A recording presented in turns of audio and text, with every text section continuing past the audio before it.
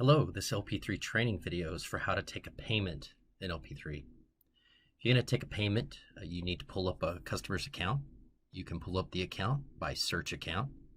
Put in their last name, first name, both names, last four of social, address, account number, phone number. Any of these ways will pull up a customer account. By not putting in anything, just hitting enter, will pull up just random accounts. So let's take a look at Alvin Colbert.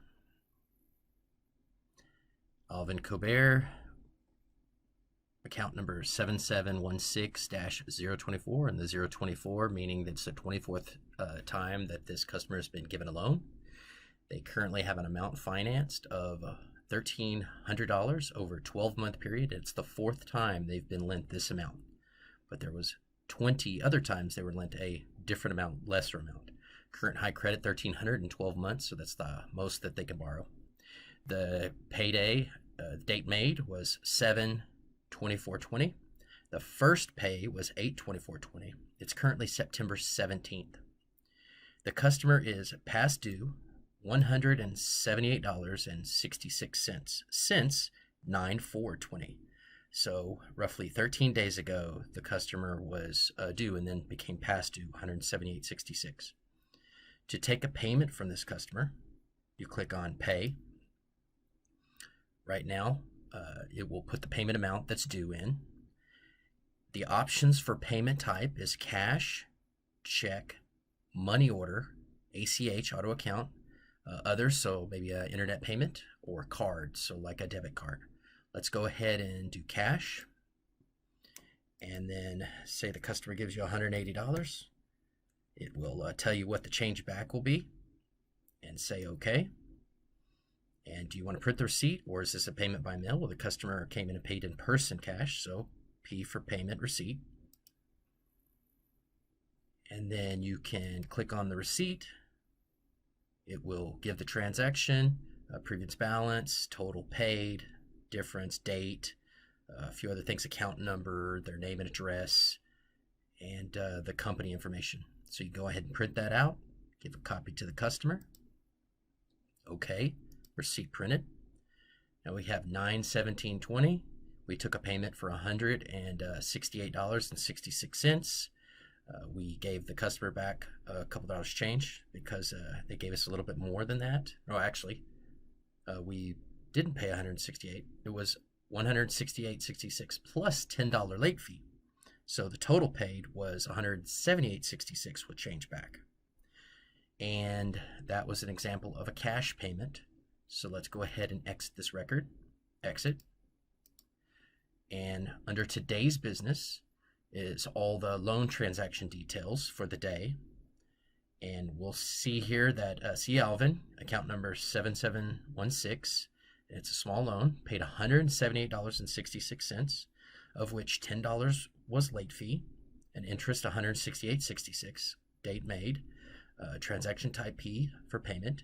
If you want to see other transaction types, you can click on the help button, and it will take you to our training.smallloansoftware.com. And we have a list of the transactions here. P would be payment, and P with a little asterisk would be payment by mail. So let's go ahead and go back. And we have that transaction. So let's take a look at another transaction type that's not cash. So let's go ahead and just search for a customer account. Just going to hit enter, pull up a random account, find one that has another payment due. Let's take a look here at Anna. We have a reminder for the customer account when we bring up the account, so just want to say okay to that. Right now, the customer is considerably past due. They took out this loan 12/30/19. It's September 17, 2020. Their first pay was January 30th. They made a payment on April 30th, and there was a little bit more on the account on the 8/10. Let's say that we want to go ahead and take a payment from them to get them current. Right now, their past due amount is $396.35. So click on pay. And let's go ahead and make this transaction type money order. And they have the money order for the $396.35. So, okay. And a payment receipt. So it wasn't a payment by mail. Say okay. And now you can print out the receipt. So we open it up, has the transaction amounts on there, print it out, give it to the customer. Okay. And okay. And this account has been paid out. So they were so past due that the amount due was the total amount owed on the loan. So making that payment paid off the loan. They were also so far past due that their high credit, which is the amount that they could renew or borrow again, was set to 0. Since the customer didn't want to come in and pay, the decision was made to set the high credit, which is the amount they could borrow in the future, renew to 0. So now this customer account is paid off. So let me exit here, exit search, come back into today's business, and we have the transaction, Anna, account number 8651, 7th time the customer was given a loan or renewed, paid $396.35. Principal of that's $290. Late payment of $10. Got PMI and interest here. Acquisition charge, which was the amount, the charge made for making the loan. And then 12/30/19 was the loan date, and they were severely delinquent, so 5. So in the 5-month category past due. As these transactions get made, payments get made, loans get made, they come into the loan register, and then totals will continue to add up accordingly. So let's go ahead and take one more payment. So I'm going to go ahead and search account, just pull up a random account for the payment, and we're going to go ahead and do a check from the customer. So let me click on an account. And this account's current, C for current. Next payment's not due until a few days, so I'm just going to go on through here until I find account, which we have it here. Anita Cruz, $800 lent at a term of 12 months. The second time they were lent the $800 amount, and it is the second loan, so they've only had 2 loans. They have a high credit of $800 and a term of 12 currently. They are past due $114.99 since 9/1. So that was 16 days ago. So let's go ahead and click on pay.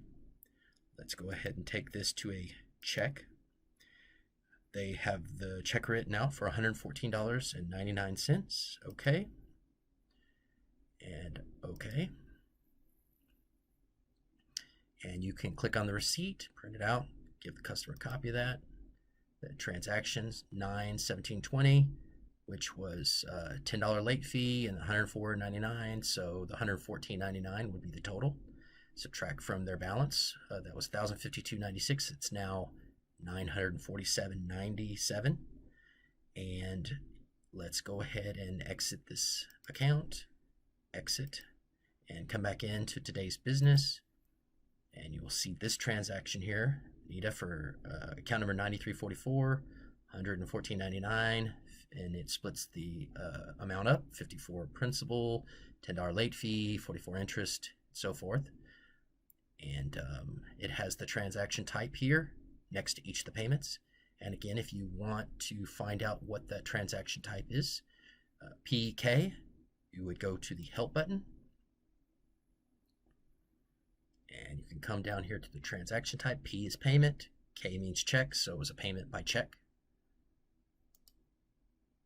And you would just continue on through the day taking payments by bringing up customer account, and whether it's a check or money order or cash, and those transactions will all show here in the loan register. And we also have accounting and drawer register if you have more than one cash drawer. So there's 3 or 4 people and they all have different cash drawers. But right now, the cash drawer for this demo is just one large drawer that everybody shares. And that is how to take a payment in LP3. Thank you.